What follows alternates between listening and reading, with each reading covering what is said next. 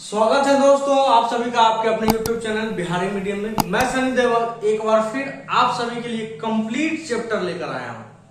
पिछला चैप्टर यानी last chapter हम लोगों ने वर्ब को देखा था कंप्लीट, हमने रूल्स वगैरह देखा, कॉन्सेप्ट देखा और फिर क्वेश्चन के 500 के करीब 423 क्वेश्चन।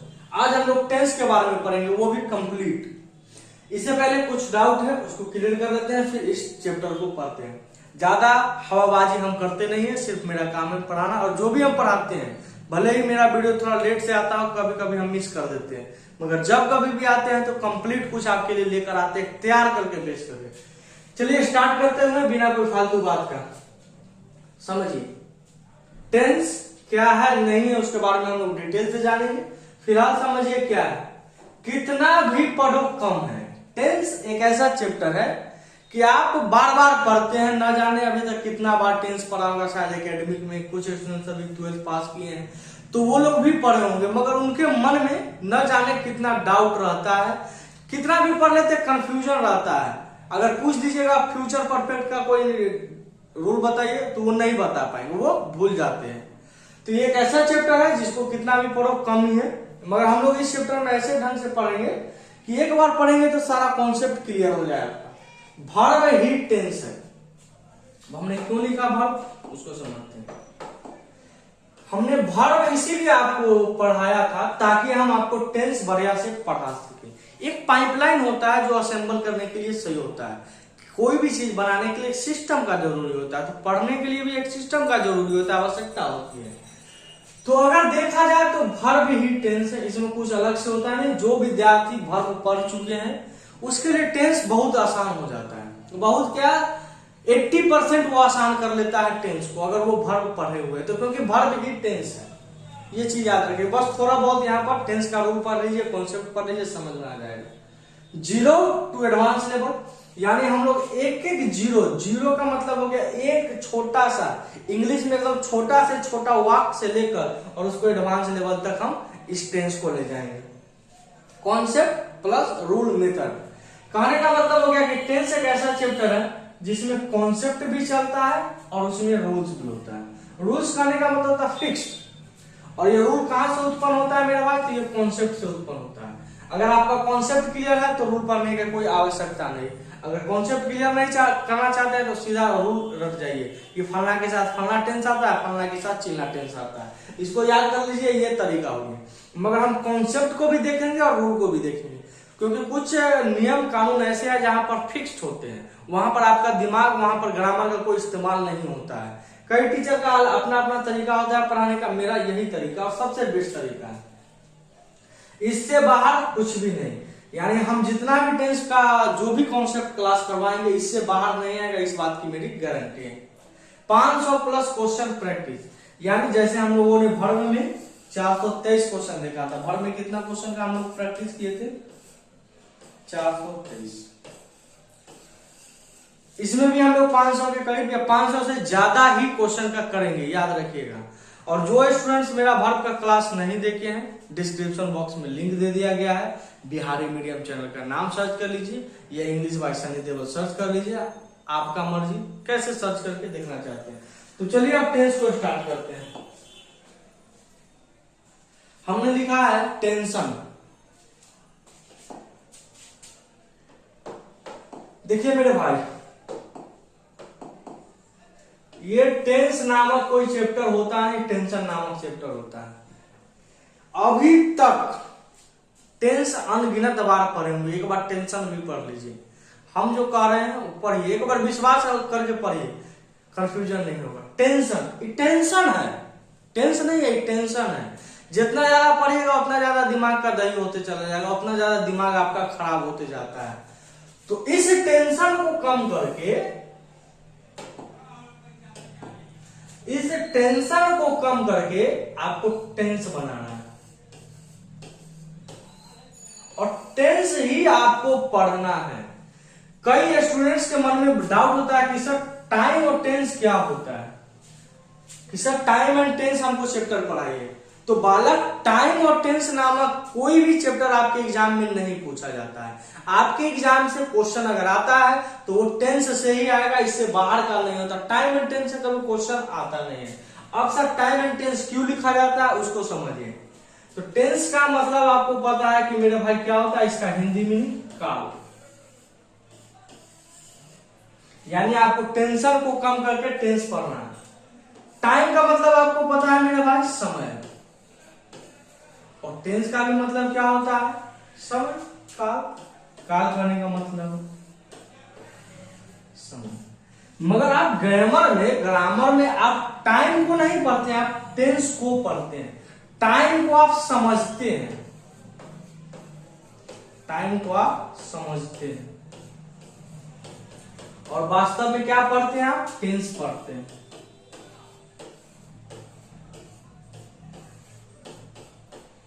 तो एक चीज याद रखिएगा, अब से जब कभी भी आपको कोई बोले कि टाइम एंड टेंस क्या होता है, तो उसको सिंपल सा बता दीजिएगा कि टाइम को हम समझते हैं और टेंस को हम पढ़ते हैं। कहने का सारांश ये हो गया कि टेंस नामक कोई चैप्टर होता नहीं है, सॉरी टाइम एंड टेंस नामक कोई चैप्टर होता नहीं है। आप वास्तव में टेंस ही पढ़ते हैं, काल ही पढ़ते हैं। क्या टाइम एंड टेंस नहीं होता है? क्या टाइम नहीं होता? होता है मेरे भाई। टाइम को आप सिर्फ समझते हैं। पूरा का पूरा टेंस चैप्टर टाइम से ही रिलेट करता है कि आखिर वह कार्य, आखिर वह कर्म, आखिर वह क्रियाक्रम कब हुआ है।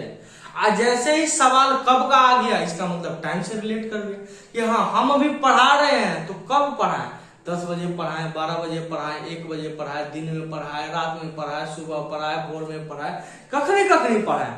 तो उन सभी के बारे में समझते हैं। पूरे चैप्टर में हम लोग टाइम को ही समझेंगे और पढ़ेंगे क्या मेरे भाई, टेंस। तो दोनों चीज आपका क्लियर कंफ्यूजन हो गया कि आखिर टाइम एंड टेंस होता क्या है। टाइम को आप समझते हैं, टेंस को पढ़ते हैं। टेंशन चैप्टर का नाम होता है, आपको टेंस पढ़ना है, याद रखिए। चलिए, यहां तक कोई कंफ्यूजन आप लोगों को नहीं हुआ होगा। अब आगे बढ़ते हैं।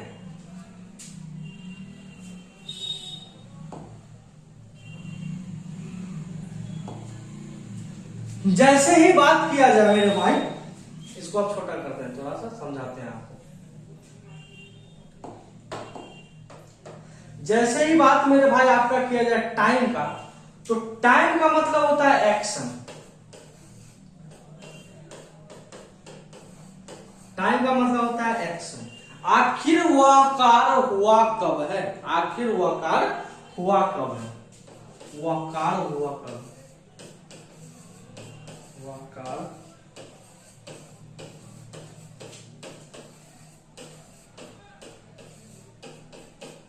जैसे ही अगर टाइम की बात बोले, अगर हम बोले कि टाइम को आप बताइए, तो आप पूछेंगे ना कि सर टाइम का मतलब कब हुआ होगा, कल हुआ है, आज हुआ है, परसों होगा, चौथा रोज होगा, नहीं होगा, कुछ ना कुछ तो आप जरूर जवाब बताइएगा, हाँ या ना मेरे भाई।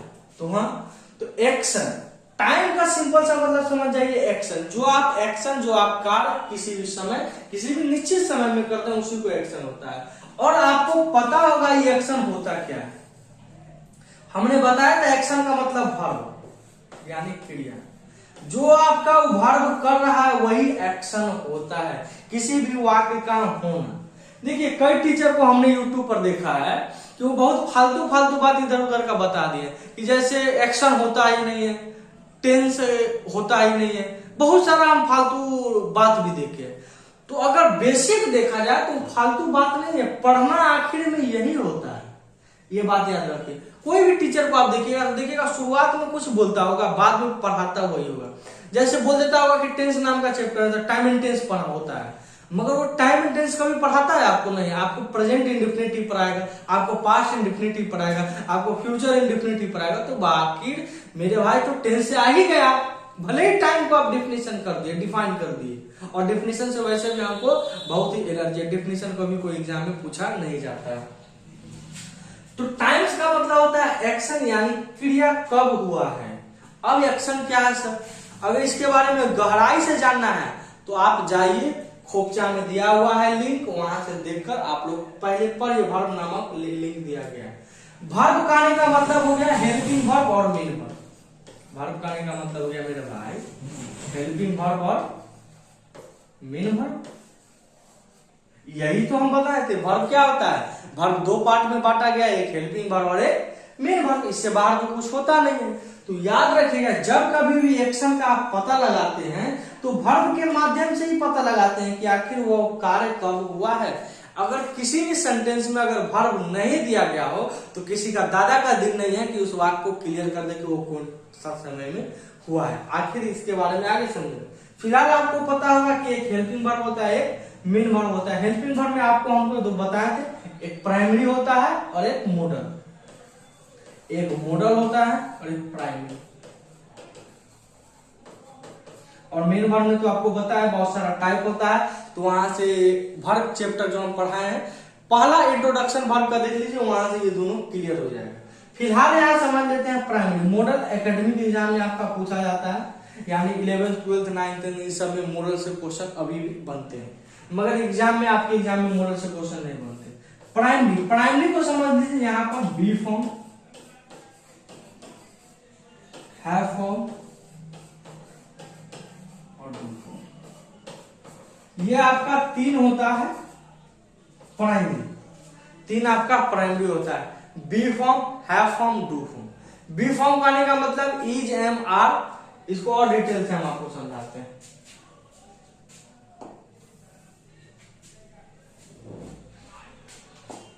चलिए समझाते हैं हेल्पिंग वर्ब। हेल्पिंग वर्ब में मॉडल और प्राइमरी। हेल्पिंग वर्ब में हम आपको बताएं दो तरीका का होता है, एक प्राइमरी और मॉडल। तो मॉडल आपको पता है कुल 13 होते हैं, नहीं पता तो यहां जान लीजिए कि मॉडल वर्ब 13 होता है। प्राइमरी आपका बी फॉर्म, हैव फॉर्म और डू फॉर्म होता है। हम इसको सिर्फ यहां पर लिख देते हैं ताकि आप लोग का रिवीजन जो पढ़े हैं वो याद हो जाए। बी फॉर्म 8 होता है, is, am, are, was, were, be, be, be का फॉर्म टोटल आपका 8 होता है, इस बात को याद रखिएगा। हैव का फॉर्म 3 होता है, हैव, हैज और हैड। हैविंग भी होता है एक प्रकार का, ये भी याद रखिए। और डू का फॉर्म डू, डज, डिड।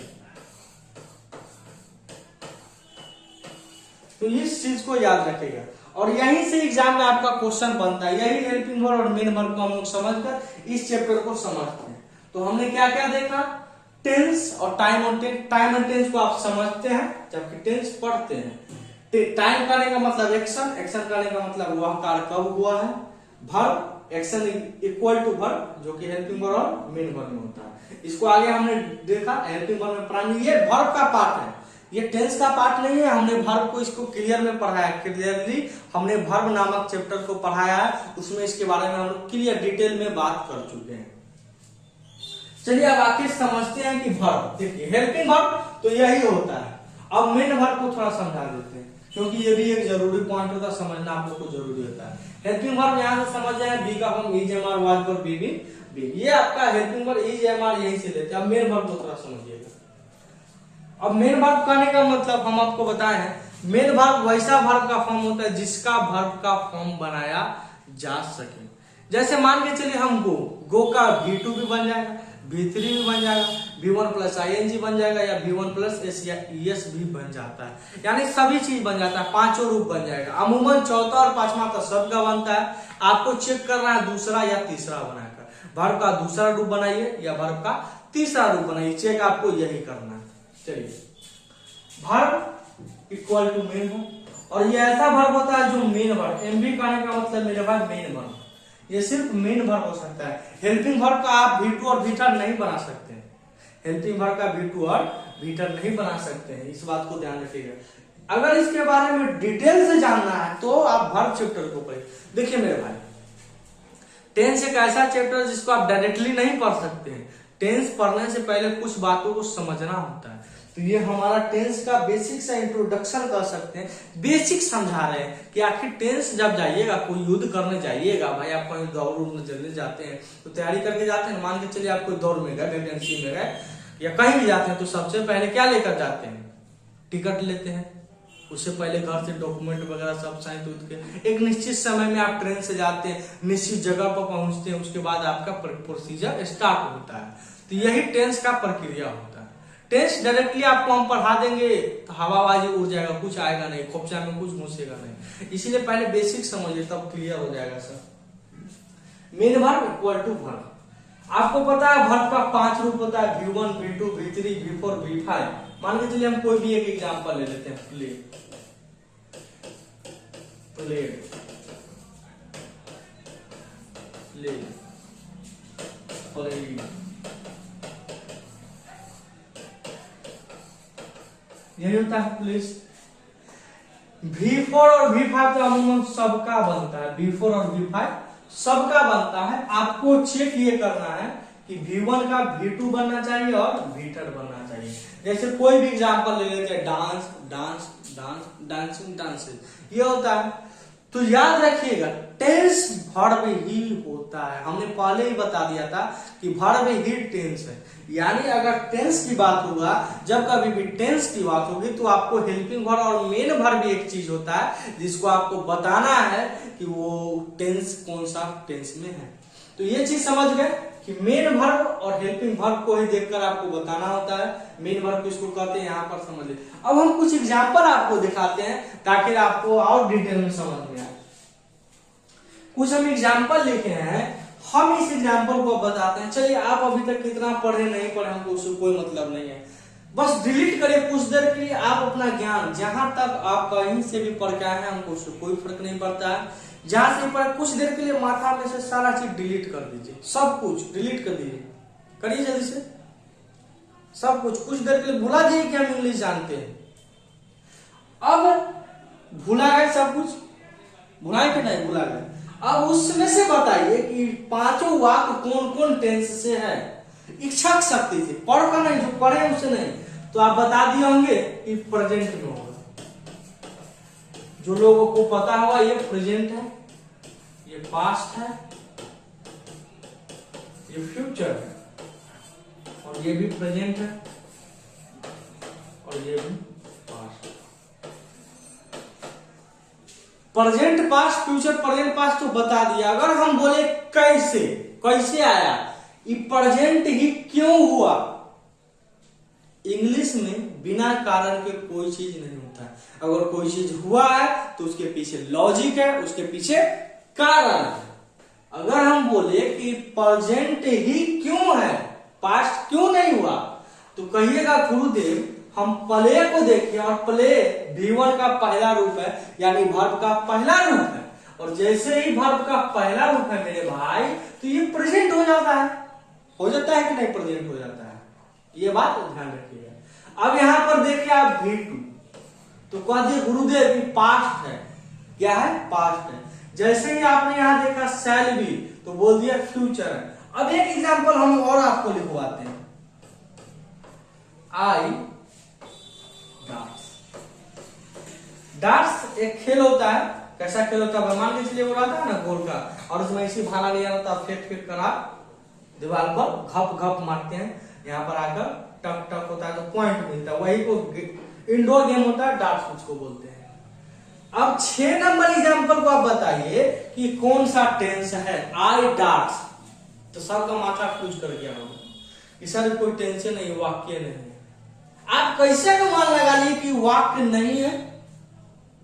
तो इसके पीछे जो सिंपल सा मीनिंग था कि एक वाक्य में वर्ब तो है ही नहीं, और आज तक दुनिया का कोई भी वाक्य बना है तो उसमें एक मेन वर्ब का होना जरूरी है। बिना मेन वर्ब का कोई भी वाक्य नहीं बन सकता है। यानी समझ में ये आया कि अगर कोई वाक्य बना है तो उसमें एक मेन वर्ब का होना जरूरी है, और जब मेन वर्ब होगा तो एक सब्जेक्ट का होना जरूरी है। मिनिमम किसी सेंटेंस में, मिनिमम किसी सेंटेंस में एक सब्जेक्ट होगा और एक मेन वर्ब होता है। इस बात को आप हमेशा याद रखिएगा।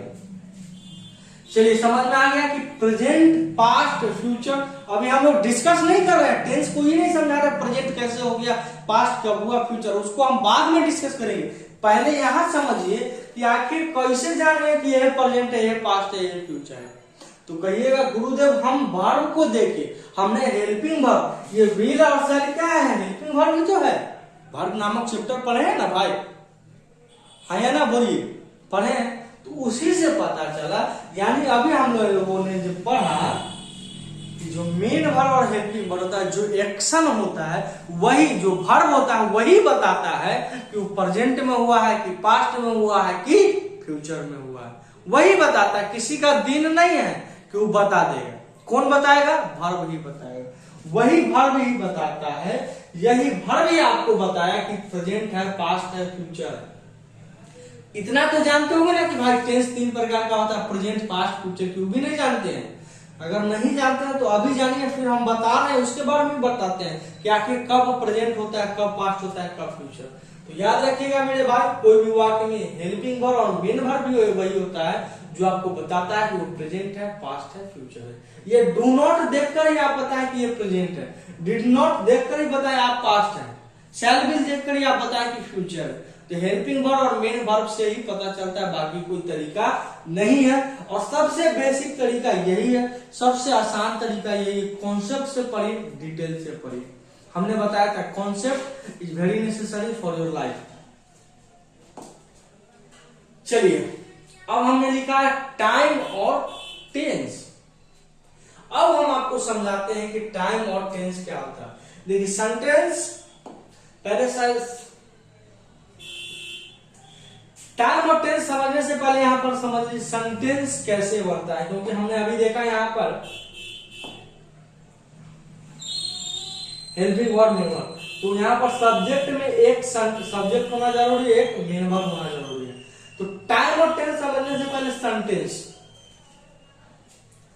कोई भी सेंटेंस कब बनता है। अभी हम लोग टेंस नहीं पढ़ रहे हैं, अभी तक आपका टेंस ऑफिशियल रूप से स्टार्ट नहीं हुआ, बस टेंस से पढ़ने से पहले उसके बारे में कुछ कुछ जानते हैं।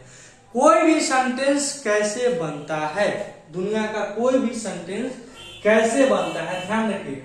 कोई भी सेंटेंस बनता है तो उसमें एक सब्जेक्ट होना जरूरी है और एक मेन वर्ब, यानी कहने का मतलब वर्ब भी मान लेते हैं हम, डायरेक्ट वर्ब भी लिखते हैं, यानी वर्ब, यानी एक सब्जेक्ट और एक वर्ब होना बहुत जरूरी है। बाकी उसके बाद कुछ हो सकता है और नहीं भी हो सकता, उससे हमको कोई फर्क नहीं पड़ता है। मगर मिनिमम क्या हुआ? सब्जेक्ट और वर्ब। और सब्जेक्ट दो ही चीज बनता है, या तो नाउन बनेगा मेरे भाई या प्रोनाउन। बाकी आपका एडजेक्टिव कभी सब्जेक्ट नहीं बन सकता, वर्ब आपका सब्जेक्ट नहीं बन सकता, कंजंक्शन आपका सब्जेक्ट कभी भी नहीं बन सकता। सब्जेक्ट जब कभी भी बनेगा तो या तो नाउन बनेगा या प्रोनाउन बनेगा। नाउन प्रोनाउन कहने का मतलब कोई भी नाम, व्यक्ति, वस्तु, और प्रोनाउन फिक्स होता है, पर्सन। 3 प्रकार का होता है, फर्स्ट पर्सन, सेकेंड पर्सन और थर्ड पर्सन। इसके बारे में हम लोग और डिटेल में आपसे पढ़ा भी चुके हैं। और सब्जेक्ट और एक वर्ब। वर्ब आपका एक हेल्पिंग वर्ब हो सकता है या मेन वर्ब हो सकता है, यही 2 प्रकार का वर्ब होता है। और तो कोई वर्ब होता नहीं, या तो हेल्पिंग वर्ब होगा या मेन वर्ब होगा, और तो कुछ होता नहीं। यानी एक सेंटेंस बनाने के लिए आपको कम से कम एक सब्जेक्ट का आवश्यकता होता है और कम से कम वर्ब का आवश्यकता होता है। अब यहां तक आपको क्लियर हो गया होगा कि क्या है नहीं है, समझ में आ गई बात। कोई भी सेंटेंस कैसे बनेगा, कोई भी सेंटेंस, देखिए, जब तक आप चीजों को बेसिक से नहीं समझिएगा आपका कॉन्सेप्ट क्लियर नहीं होगा। बेसिक सब क्लियर करने के लिए कॉन्सेप्ट का क्लियर होना बहुत ही आवश्यकता जरूरी होता है। अब एक चीज समझाते हैं। अब सेंटेंस कहां से आया, वर्ब को हम लोग पढ़ने चुके हैं, अब सेंटेंस समझते हैं। हमने लिखा है लैंग्वेज। इंग्लिश एक सब्जेक्ट नहीं है, इंग्लिश एक सब्जेक्ट नहीं है, इंग्लिश एक लैंग्वेज है, इंग्लिश एक भाषा है, अंग्रेजी एक भाषा है। आप सभी को बचपन से पता, अगर नहीं पता है तो अब जान लीजिए। लैंग्वेज, इंग्लिश एक लैंग्वेज है।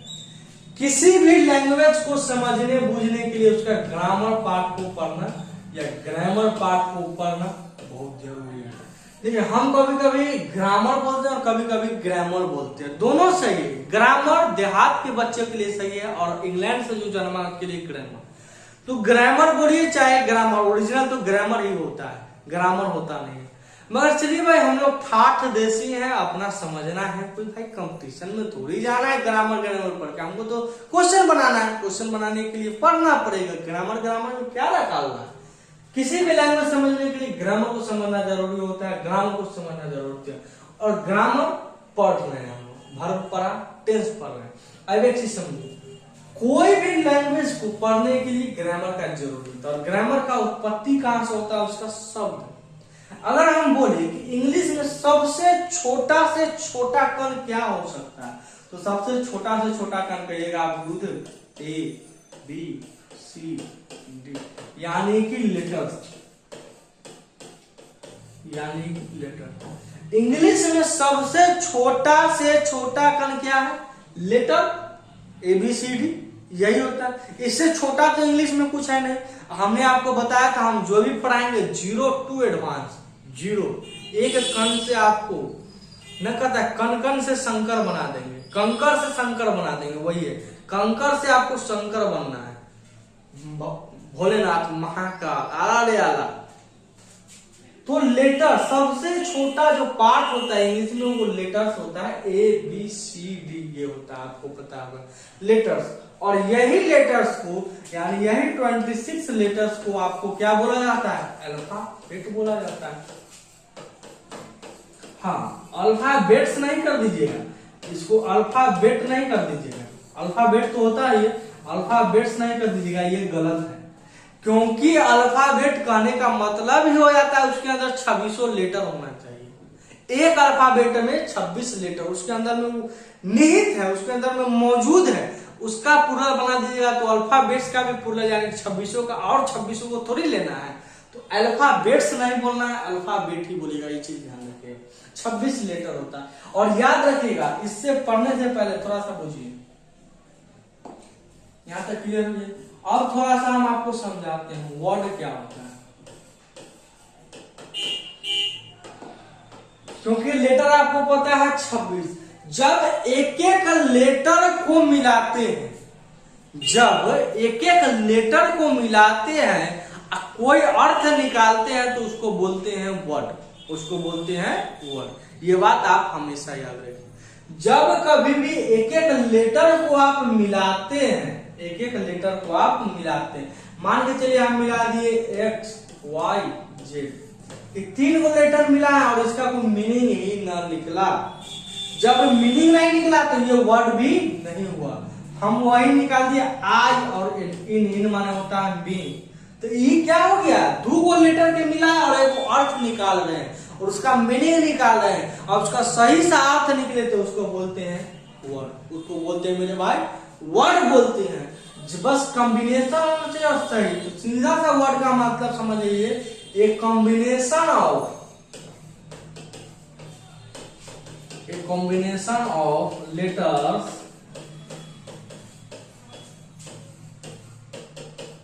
which have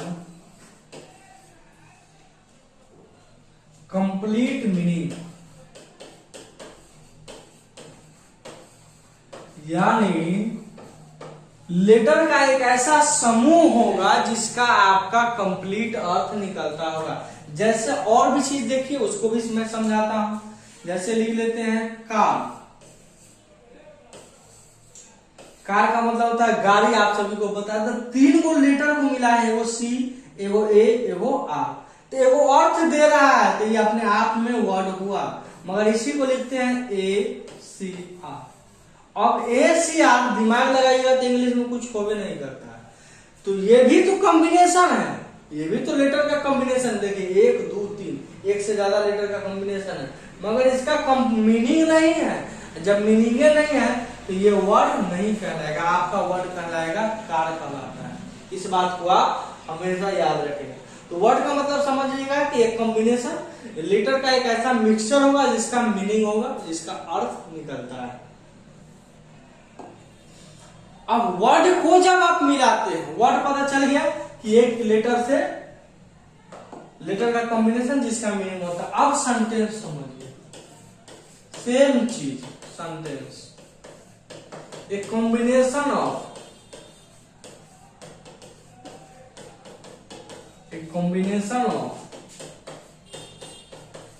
letters which have a combination of letter नहीं वर्ड्स, क्या होगा मेरे भाई?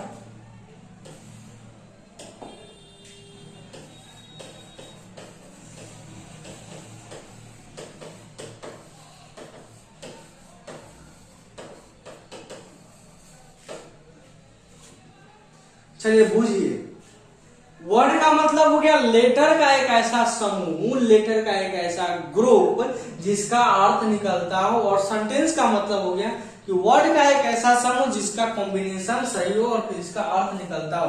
जैसे हम लिखें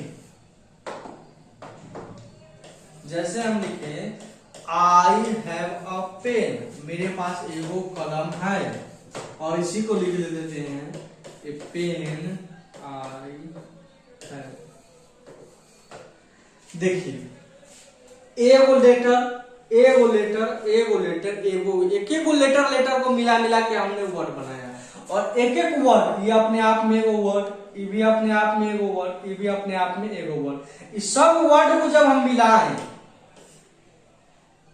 इस सब वर्ड को जब हम मिलाएं, जब सब वर्ड को मिलाएं हम, एक एक वर्ड को जब हम मिलाएं तो वो सेंटेंस बने।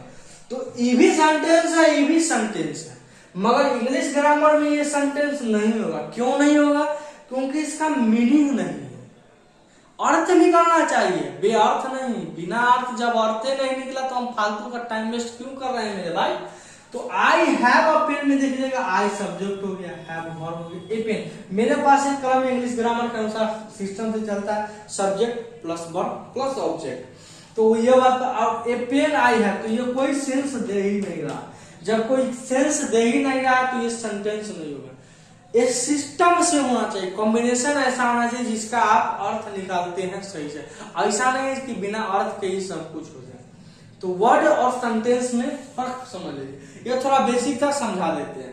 वर्ड का मतलब कॉम्बिनेशन ऑफ लेटर, लेटर का मतलब A B C D E F G H, उन सभी को मिलाइएगा, आपको बढ़िया सा शब्द आपका बनेगा तो उसको बोलते हैं वर्ड। और जब बहुत सारा वर्ड को मिलाते हैं तो वो बनता है सेंटेंस। समझ गए? किसी भी सेंटेंस को लिखने का जो फंक्शन होता है, याद रखिएगा, subject plus verb plus object, यही आप लोग अभी तक पढ़ते, और यही तरीका होता है वास्तव में। इन सभी चीज को समझ लीजिएगा। तो यहाँ तक क्लियर हो गया होगा एक एक चीज क्या क्या है नहीं है, पूरा डिटेल में हमने आपको समझा दिया, कहीं भी कोई कंफ्यूजन नहीं होगा। तो हम अभी टेंस नहीं पढ़ा रहे हैं, टेंस से क्लियर नहीं हो गया। अब देखिए टाइम और टेंस, टाइम और टेंस याद रखिएगा मेरे भाई, थोड़ा सा सब्र रखिए, थोड़ा सा शांति बनाकर रखिए। हम लोग कल के क्लास में, छोटा क्लास आज इसीलिए बनाया क्योंकि पहला क्लास है, पहला क्लास हम हमेशा छोटा ही बनाते हैं ताकि आप लोग बेचैन न हो। कल के क्लास में हम लोग लंबा लंबा वीडियो देखेंगे, लगभग 40, 45, 50 मिनट का वीडियो देखेंगे।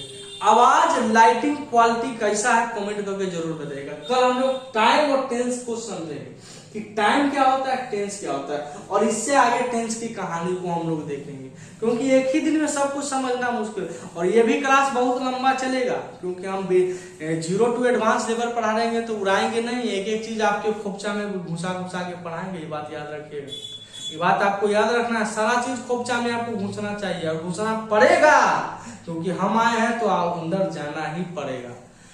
तो क्लास कैसा लगा, साउंड का क्वालिटी बता दीजिए, वीडियो का क्वालिटी बताइए, क्वालिटी सही है कि नहीं, क्योंकि अपलोड में कैसा क्वालिटी हो तो आप ही लोग देखते हो, बताइए। मिलते हैं हम लोग नेक्स्ट वीडियो में, तब तक इस चैनल के साथ बने रहिए। अगर चैनल पर नए आए तो चैनल को सब्सक्राइब कर लीजिए, बेल आइकन दबा लीजिए।